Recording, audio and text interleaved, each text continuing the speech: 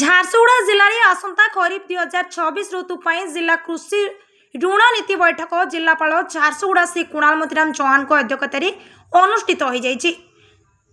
ବୈଠକରେ ମୁଖ୍ୟ ଜିଲ୍ଲା କୃଷି ଅଧିକାରୀ ଶ୍ରୀ ପ୍ରଦୀପ କୁମାର ନନ୍ଦ ଝାରସୁଗୁଡ଼ା ଚଳିତ ଖରିଫ ଋତୁ ପାଇଁ ଜିଲ୍ଲାର କୃଷି ଋଣ ନୀତି ସମ୍ପର୍କରେ ସବିଶେଷ ବିବରଣୀ ଉପସ୍ଥାପନ ପ୍ରଦାନ କରିଥିଲେ।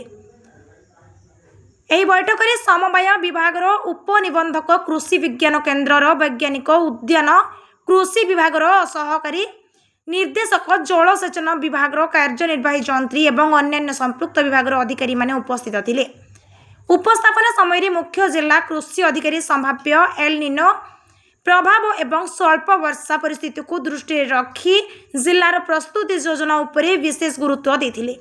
ଏଥିରେ ବିହନ ସଂରକ୍ଷଣ ନୀତି, କମ୍ୟୁନିଟି ନର୍ସରୀ ସ୍ଥାପନ, ବିରି ମୁଗ ଭଳି ଅଣଧାନ ଫସଲର ବିହନ ମଜୁତ ଏବଂ ଗ୍ରାମ ପଞ୍ଚାୟତ ସ୍ତରରେ କୃଷକ ସଚେତନତା କାର୍ଯ୍ୟକ୍ରମ ଆୟୋଜନ ଭଳି ପଦକ୍ଷେପ ସମ୍ପର୍କରେ ବିସ୍ତୃତ ଆଲୋଚନା କରାଯାଇଥିଲା। ଉପସ୍ଥାପନା ପରେ ଜିଲ୍ଲାପାଳ ଶ୍ରୀ ଚୌହାନ ସମ୍ଭାବ୍ୟ ଏଲ୍ ନିନୋ ଜନିତ ସ୍ୱଳ୍ପ ବର୍ଷା ପରିସ୍ଥିତିକୁ ସଫଳତାର ସହ ସାମ୍ନା କରିବା ପାଇଁ କୃଷି ବିଭାଗ ଓ ଜଳସେଚନ ବିଭାଗ ମଧ୍ୟରେ ଘନିଷ୍ଠ ସମନ୍ୱୟ ରଖି କାର୍ଯ୍ୟ କରିବାକୁ ନିର୍ଦ୍ଦେଶ ଦେଇଥିଲେ।